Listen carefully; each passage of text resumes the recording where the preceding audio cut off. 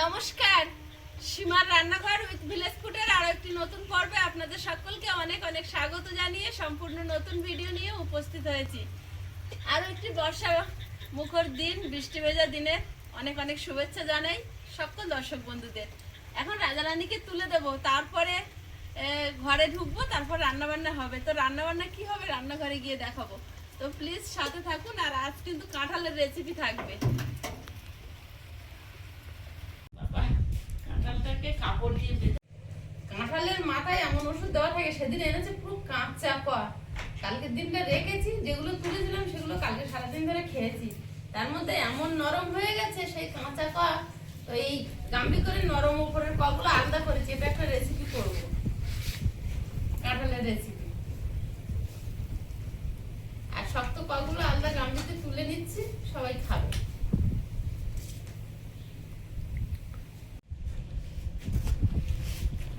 কত নরম হয়েছে, আমরা তো ভেঙে চলে যাচ্ছে।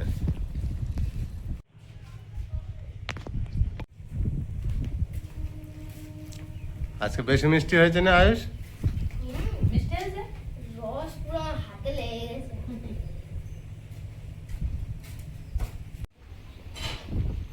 ভালো শক্ত কগুলো ফ্রিজে ঢুকিয়েছি। আর এই এক গামলা কাঁঠাল এখন নরম হয়েছে। এই কগুলো ছাড়িয়ে পরিষ্কার করে নেব, নিয়ে এটা দিয়ে একটা রেসিপি বানাবো। তো দেখতে থাকুন। কাঁঠালটা পরিষ্কার করে নিচ্ছি প্রথমে। কাঁঠালটা পরিষ্কার করে নে, তারপর কাঁঠালের রেসিপি বানাবো। তো কাঁঠালের গায়ে যে আলসিগুলো থাকে, তারপরে দানার সঙ্গে একটা নোংরা থাকে, ওটাই পরিষ্কার করে ফেলে দিচ্ছি। কাঁঠাল অনেক খেলেও অসুবিধা হয় না, ওই নোংরাটা খেলেই পেট ব্যথা করে।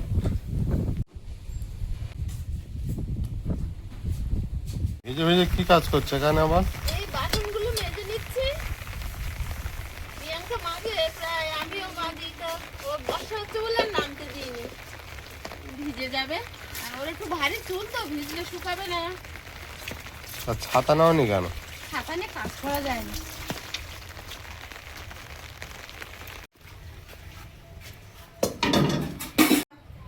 ছাতা মুড়িতে বারান্দায় তুমি রাজারানী তুলে দিই একেবারে একেবারে। সুরভি আর শুক্রবার বেরোবে না, আমার চাবিটা দাও। এবার রাজারানীকে নিয়ে আসতে যাচ্ছ? দরজাটা খুলে দিয়ে যাই।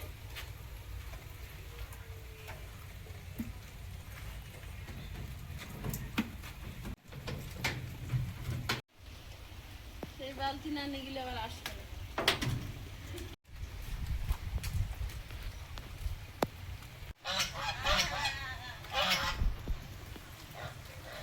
কান ফান কালা হয়ে যাবে। যা ধরে তোরা চিল্লাস তো, গম দাও।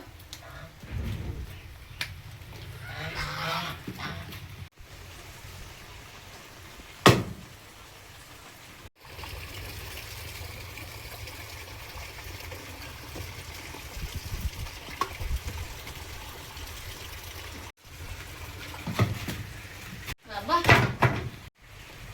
আবার আনি চালি। রান্নার জল, বাসন মাজা সব তো বাইরে, তাই কিছু করার নেই। এইভাবে সব করে নিতে পারি। এই বৃষ্টি থামবার কোনো ভাব নেই। ওই জ্বালানি কটা তুলে নিয়েছি, বাসন মেজে নিয়েছি, হাঁস ছাগল তুলে দিয়েছি, জল তুলে নিয়েছি। এবার রান্নাঘরে ঢুকবো। উফ। বাইরে সব কাজ সেরে একেবারে ঘরে এসেছি, আর সব কাজ সাথে সাথে পুরো ভিজে গেছো? ভিজে গেছি। শাড়ি চেঞ্জ করতে হবে।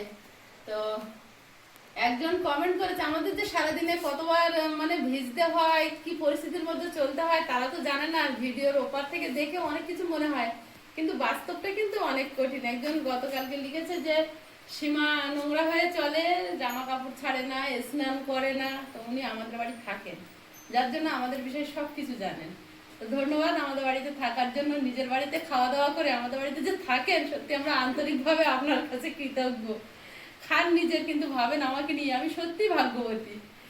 তো এখন রান্না করব, তার আগে চেঞ্জ করে আসি। আর একটা কথা বলা হয়নি, আমি গিয়ে এরম নিচু হয়ে বাসন মাজছি, আর কলের মুখে যোগ ছিল, আমি দেখিনি। যোগটা আবার এইখানটা লেগেছে। এইবারে জলও পড়ছে, বৃষ্টির জল, আর আমি এরম করেছি, যোগটা এরম ঠক করে থালার উপরে পড়েছে। আমি বলি এটা আমার মাথার থেকে পড়লো তো, এটা কি দেখি ভালো করে জোঁক। রক্ত বেরিয়েছে? না, ও চুলের ওপরে কলের থেকে এসে ধরেছে, আর জল পড়েছে তো ওর টান রাখতে পারিনি, আমি এরকম ঝাড়া মেরেছি। আর ও অ্যাকচুয়ালি বাইরের দিকে কোনো মানুষজন নেই তো, তুমি বলে সামনে ঝোঁকগুলো সামনে প্রচুর হয়ে আছে, আস্তে আস্তে কমে যাবে। আসলে এই যে ঘাসগুলো রাস্তাটাতে এত পরিমাণে জোঁক, মানে যদি ছাগল বাঁধি পা রক্ত হয়ে যাবে। আমি ওই জন্য ওদেরকে জলে নামিয়ে দিই, না হলে শুকনো জায়গায় বাঁধি যেখানে ঘাস নেই। ঘাস হয় তো হাঁটু পর্যন্ত, হ্যাঁ, এত বড় বড় হয়। আমি চেঞ্জ করে আসি। গরম মাসটা শেষের পথে না, ওই জন্য আয়ুষ কানে কানে কি বলছে? ওই যে একটু টক দই বাঁধবো বলেছি, হ্যাঁ, তাই বলছে একটুখানি গরম জলে মিশিয়ে আমার একটু দেবে দুধ। দুধ খাবে?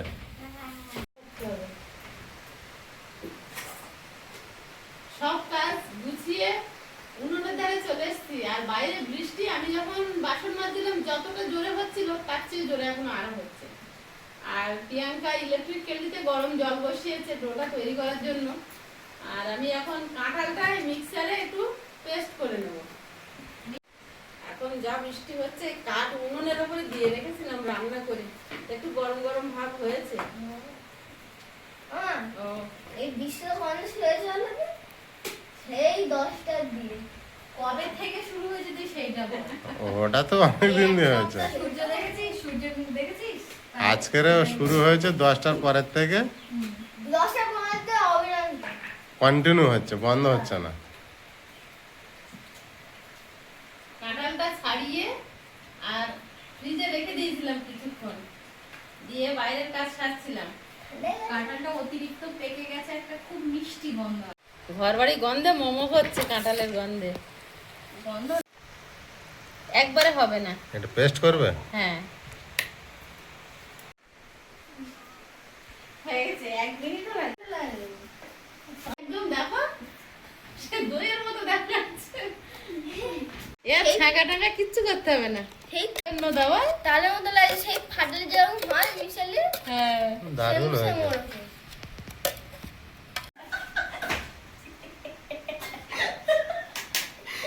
বাড়ি আছে বলে আজকে সারাদিন হাসি হাসি পেট ব্যথা করিয়ে এলেন। দাঁড়া করে। সুজিটা কেটে গরম জলে ভিজিয়ে দেবো। হাসি বললো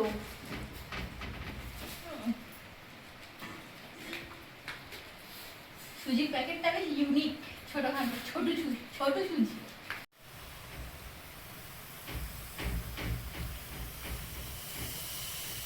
ঢেলে দে। সুজিটা গরম জলে ভিজিয়ে দেবো।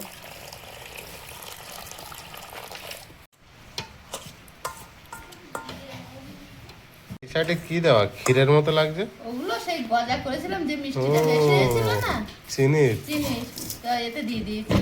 ক্ষীরের মতো লাগছে কালারটা, কি লাগে ও দেখতে, আমি খেয়াল করিনি। ক্ষীর। এটা ভিজুক। গ্রামের এই পরিবেশটা দেখুন, খুব ভয়ঙ্কর এখন। গুঁড়ো দুধ,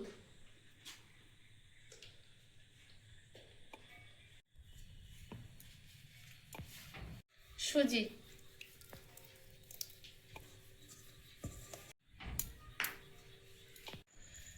সুজি দুধ সব দিয়ে দিয়েছি। এবার দিচ্ছি ময়দা।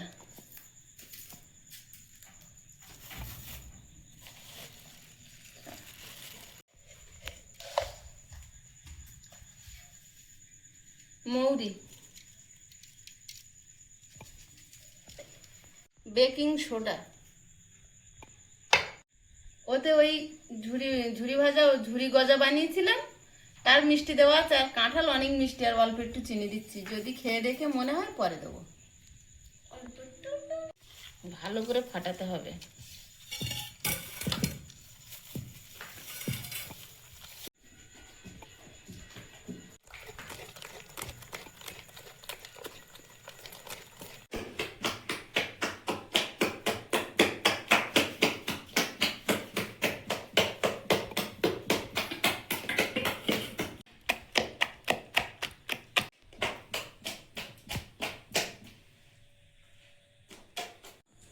ও সেই গজার কুটোটা সঙ্গে করে নেব। শেষের পথে প্রায়।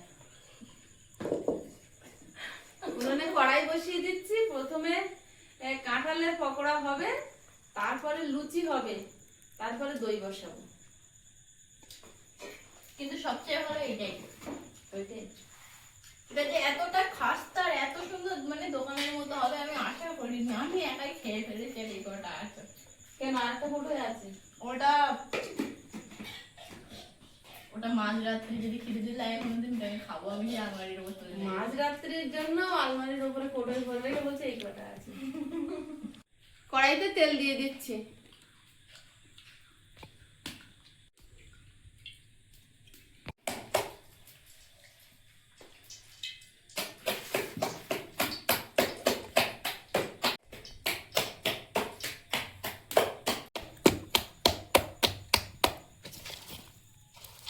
এবারে বড়াগুলো ছাড়িয়ে দেখি কেমন হচ্ছে।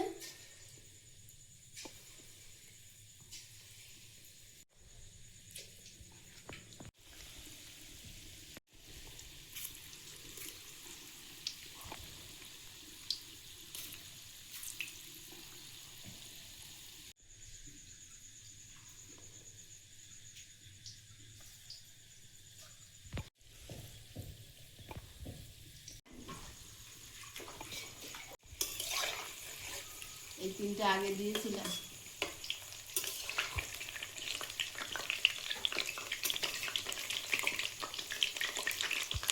কাঁঠাল তুমি নষ্ট হয়ে যাবে, খেয়ে পারবো না।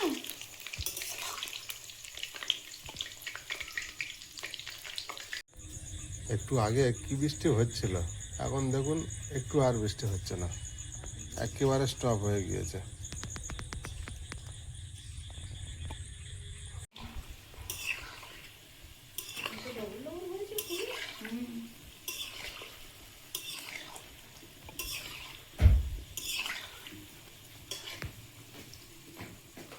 আমার কি দারুণ সেন্ট বেরোচ্ছে গো, দারুণ দেখতে হয়েছে তো। সেন পাচ্ছ ঘরের থেকে? এই তালের বড়ার মতন হয়েছে। শুধু তালের কেন বড়া হবে? আগের দিন কি হয়েছে জানো? কি হয়েছে গো? আমি টিফিন টাইমে হাত ধুতে গিয়েছি, বোতলে জল শেষ হয়ে গেছে, আমি জামানে জল ভরি, ওখান থেকে ভিড় জমায় জল ভর্তি দিয়েছি, এই দেখি একটা চামচিকের বাচ্চা বেরোলো। আমি এবার ওখানে জল ভরেছি, এবার যাচ্ছে আবার দেখি যেখানে হাত দিয়ে সেখানে আবার ভিড়, ওখানে গেছে অনেকটা বড় বাচ্চা। চামচিকের বাচ্চার গল্প আমার সাথে এবার আমি সিঁড়ে যাচ্ছি, দেখি সেখানে আবার ভিড় জমা আছে, ওখানে একটা চামচিকের বাচ্চা। কোথা দিয়ে এসেছে অতগুলো? এসেই নাকি সে ঘুরঘুর করতে তারপরের দিন ক্লাসে বসে আছি, ফার্স্ট বেঞ্চে বসেছিলাম আমি সেদিন, মানে দেখে দেখে একটা বড় চামচি কি এরকম হবে, দেখো এরকম হবে, উড়ে এসে আমার ধারে এসে পড়েছে। আমি যে বেঞ্চে বসে আছি ওই বেঞ্চে অনেকে পড়েছে। তারপর আর ফার্স্ট বেঞ্চের সবাই তো বেরিয়েছে, আমি বেরিয়ে গেছি। তারপর সে উড়ে গিয়ে ক্লাস 2 এর ওখানে একটা মানে দরজা মতন আছে, ওখানে এক সাইডে ক্লাস 3 এক সাইডে ক্লাস 4 লেখা, ওখানে গিয়ে বসেছে। আবার জানলাতে একটা উড়ে এসে আবার ওই ধারে সেকশনে গিয়ে পড়েছে। চামচিকের ভালো উৎপাদন। ওখানে কোথায় গাছে ওরা থাকে। হ্যাঁ, এবার ওখানে আবার কি ভিড় জমে গেছে। আমাদের ক্লাস 3 এর মতো তো, এখানে ক্লাস 3 তো, হ্যাঁ, এখানে আবার ক্লাস 2, তার এখানে আবার ক্লাস। মানে একটা বড় হল ঘর, হ্যাঁ। ভাগ ভাগ করে হ্যাঁ, ক্লাস। মাঝখান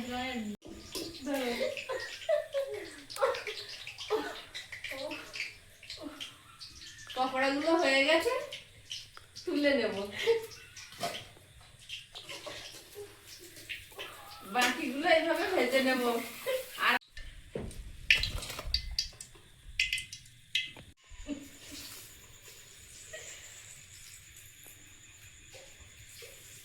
আয়েসের স্কুলের গল্প তাহলে তো বিরাট রোমান্টিক। রাজেশ দেবশ্রী আছে না, হ্যাঁ, ওই আমাদের ওই একই ক্লাসে পড়ে, হ্যাঁ, ওই দেবশ্রীর গাড় বাড়ি লেগে বসেছিল। সে আন্টি বলে একদম নড়বি না, দাঁড়িয়ে থাক। আন্টি আর হাত ধরে বাইরে গেল, তারপর ছাড়িয়ে দিল। মানে আশেপাশে তাহলে, ভয়ে আশেপাশে ওখানে অনেক থাকে তাহলে।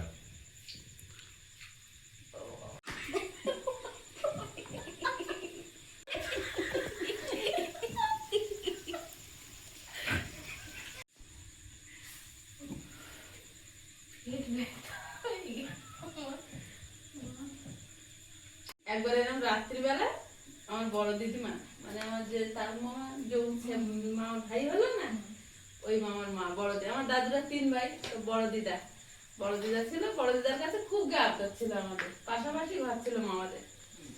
একদিন রাত্রিবেলা দিদিমা বসে বসে তেলের পিঠে ভাজতেছে, আর সন্দীপ দা এসছে আমার মেজো মাসির ছেলে, আর পাশে আছে বলাই বাবার ছেলে চঞ্চল, ওরা দুজন আর আমি আর বিপ্লব 4 জন গল্প করছি।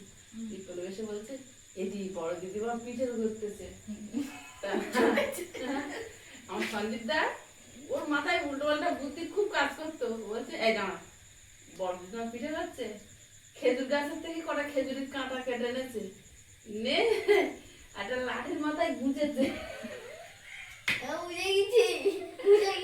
দুটো তিনটে গুঁজেছে, গুঁজে নে এবার জানলা দে, এরকম 2টো না 3টে কাঁটা এরকম গুঁজেছে, জানলা দে এরকম এসে আগে মাটির দেয়াল আর এরকম বাটন বসানো, ওর ভিতর দিয়ে ঢুকিয়ে দিয়েছে। দে বড় দিদিমা বয়স তো পরে তো দেবে, হ্যাঁ সে তো দেবে, ওটা মজা করছে। এরকম আস্তে আস্তে আস্তে আস্তে এরকম লাঠি ঢুকিয়ে ওর ভিতরে গুঁজে পিঠে, এইভাবে পিছন ভাবে আনতেছে পিঠে।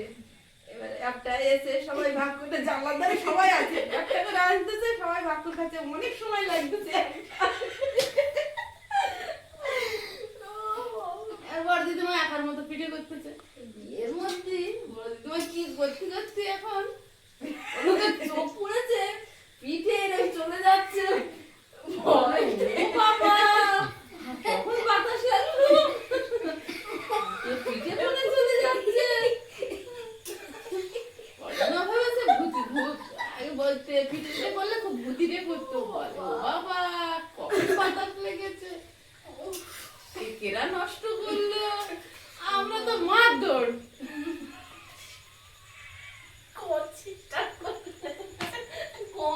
তৈরি করেছে, অনেকগুলো খেজুর পাতা, একটা একটা করে আসতে তো একটা আসতে অনেক সময় লাগছে, যেমন তেমন করে দিচ্ছি সব গোল হয়ে যাচ্ছে।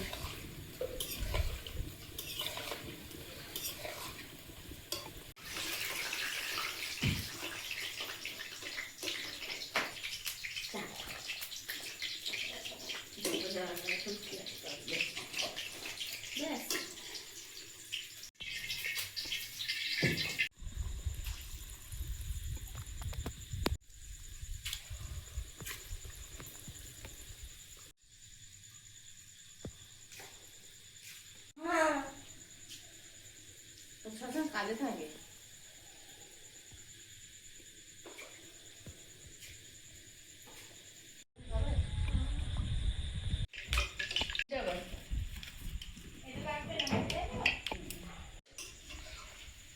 বড়া ভাজা প্রায় শেষের পথে, আর আমি এদিকে লুচিগুলো বেলে নিচ্ছি। অল্প একটু লুচি করবো, বেশি না, 10-12টা। ওদের 2 ভাই বোনের মতো, আমরা 2জন ভাত খাবো, ওরা 2জন লুচি খাবে।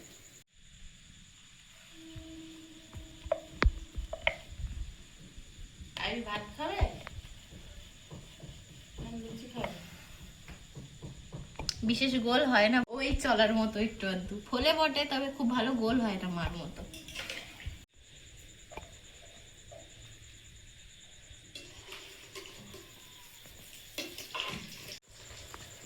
বৃষ্টি হচ্ছিল, থেমে গেল।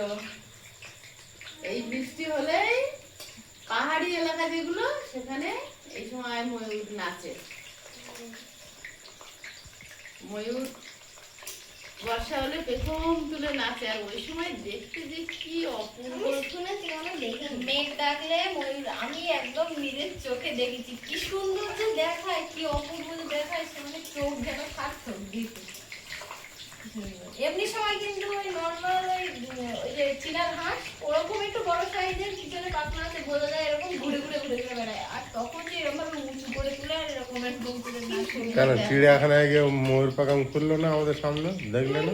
এই যে খোলা অবস্থায় চিড়িয়াখানায়ও দেখেছি, কিন্তু খোলা অবস্থায় ছড়িয়ে আর নাচছে, মানে এধার ওধার হচ্ছে, ছুটে ছুটে যাচ্ছে পাহাড়ে। বাবু একবার গিয়েছিল সঙ্গে, তখন অনেক ছোট্ট। তখন সবে কত 5-6 মাস গেছে মনে হয়। একবারও হামাগুড়ি দিত, তখন 4 জন গেছি, আরেকবারও গেছি আমরা, সে শীতকালে গিয়েছিলাম। 2 বার গেছি আমি 2 বার গেছি, তুই 4 বার গেছিস। না, আমরা 3 বার গেছি। মুরগি। হ্যাঁ হ্যাঁ, তাহলে আমি না থাকায় হয়তো 3বার তারপর পড়ে গেছি। ময়ূরের পালক শ্রীকৃষ্ণের মাথায় কেন থাকে? ওই তো শ্রীকৃষ্ণ আগের জন্মে রাম ছিল তো, ও, শ্রীরাম, লক্ষণ আর সীতা মাতা ওরা সবাই জল খুঁজে পাচ্ছিল না। ময়ূর এসে ওদের জলের রাস্তা দেখিয়েছিল। তা রাম বলেছিল আমি তোমাকে পরের জন্মে নিজের মস্তকে ধারণ করবো। না, তাহলে রাম সীতা আর লক্ষণ বনবাসে থাকাকালীন যখন রাবণ সীতাকে হরণ করে নিয়ে যাচ্ছিল, তখন জটায়ু আটকিয়েছিল। জটায়ু ছিল রাজা দশরথের বন্ধু।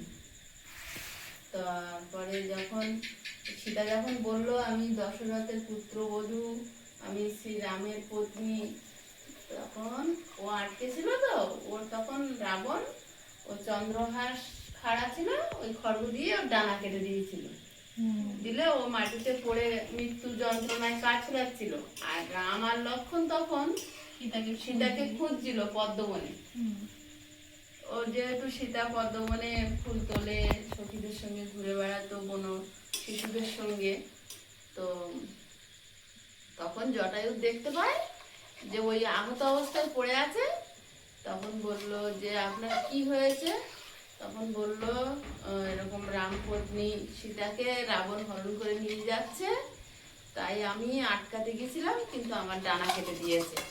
আমি যুদ্ধ করে পারিনি, আমাকে ক্ষমা করো, আর তোমরা পারলে সীতাকে উদ্ধার করো। তখন রাম বলেছিল যে আপনি আমার জন্য এত বড় ত্যাগ স্বীকার করলে, তো আমি যখন শ্রীকৃষ্ণ রূপে জন্ম নেব তখন তুমি ময়ূর রূপে জন্ম নেবে, আর তোমার পালক আমার মস্তকে আমি ধারণ করব। আমি একটা গল্প শুনেছিলাম, আমার ওটা মনে হলো। মাছ মাংস খাওয়া পক্ষী স্থান পেয়ে গেল শ্রীকৃষ্ণের মস্তকে। আমি এরকম একটা গল্প শুনেছিলাম। গল্প করতে করতে কাঁঠালের পকোড়া ভাজা কমপ্লিট।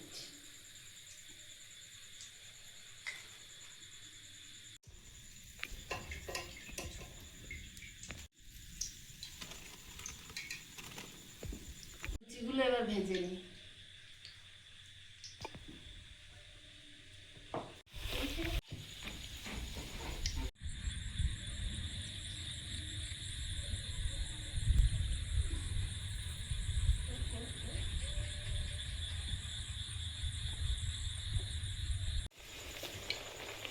এটা চার কোনা।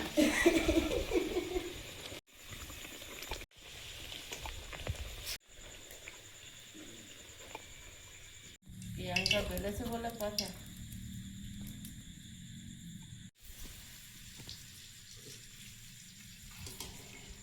ওরে বাবা।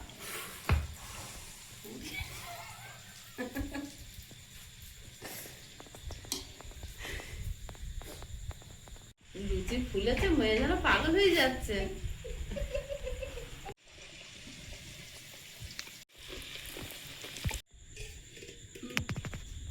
এবার হাঁড়িতে জল বসিয়ে দিচ্ছি। জলটা গরম হলে দুধ দেবো, গুঁড়ো দুধের দই মাখবো। ধোঁয়া উঠেছে, মানে উষ্ণ গরম হয়েছে। এবার দুধ দিয়ে দেবো।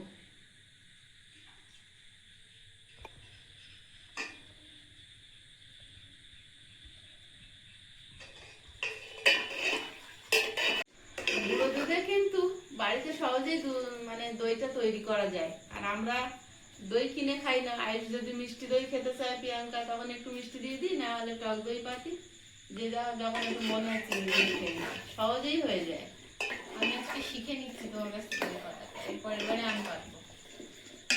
দুধটা গরম ভালো করে ফুটিয়ে নিতে হবে, তারপরে হাত সরানো ঠান্ডা করতে হবে। মানে গরম থাকবে, হাতটা সইবে।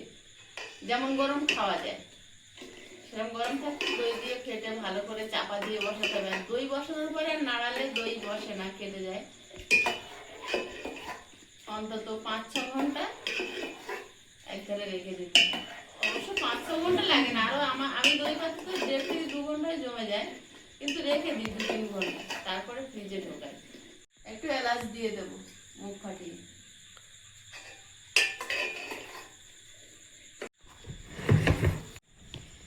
মা দিকে দই পাচ্ছে আর আমরা দুজনে দিয়ে খেতে বসে।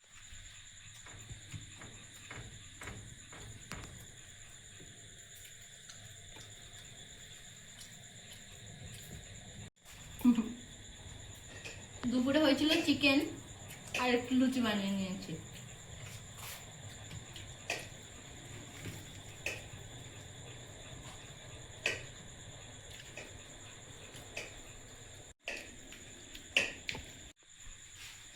দারুণ লেগেছে, দারুণ লেগেছে দারুণ স্বাদ লেগেছে। তাই?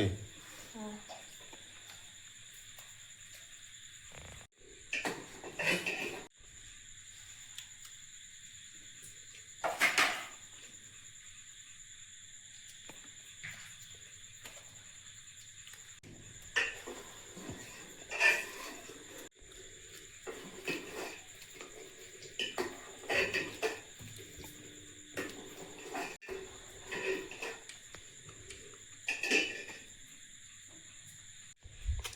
তাহলে আজ রাতের ভাত আর খেতে লাগছে না? আর কাঁঠালের বড়া কখন খাওয়া হবে? বাবা বড়া খেয়েছে? বড়া তো দারুণ হয়েছে, তখন খেয়েছি অনেকগুলো আমরা দুজন বসে বসে। এবার এদিকে কত বাকি? দুধটা আর একটু ঘন হোক, তারপরে নামিয়ে একটু ঠান্ডা করবো।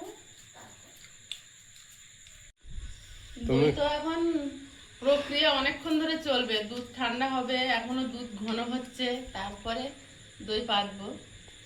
আর বড়াটা এখন একটু খেয়ে দেখবো, এর ভিতরটা কত সুন্দর হয়েছে, জালিদার। ভিতরটা পুরো জালিদার হয়েছে। দারুণ হয়েছে।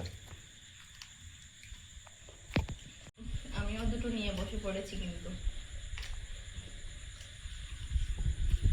হেভি হয়েছে। তখন থেকে আমরা ভাত যে আমার পছন্দ, তখন থেকে খাচ্ছি। দারুণ হয়েছে, পুরো তালের বড়া। তালের বড়া। এই বড়া কিন্তু কালো বড়ার এইটা পুরো একই, শুধু সেম আর টেস্টটা আলাদা। তাহলে পুরো তালের একটা তিতকুটে ভাব থাকে, আর এর একটা বেশি মিষ্টি। আরো বেটার হয়েছে। দারুণ লেগেছে খেতে। কাঁঠাল বেশি হলে নষ্ট, জালি জালি মতো একটা কেউ করবেন না, এইভাবে বড়া বানিয়ে খেয়ে নেবেন। বিরাট টেস্ট।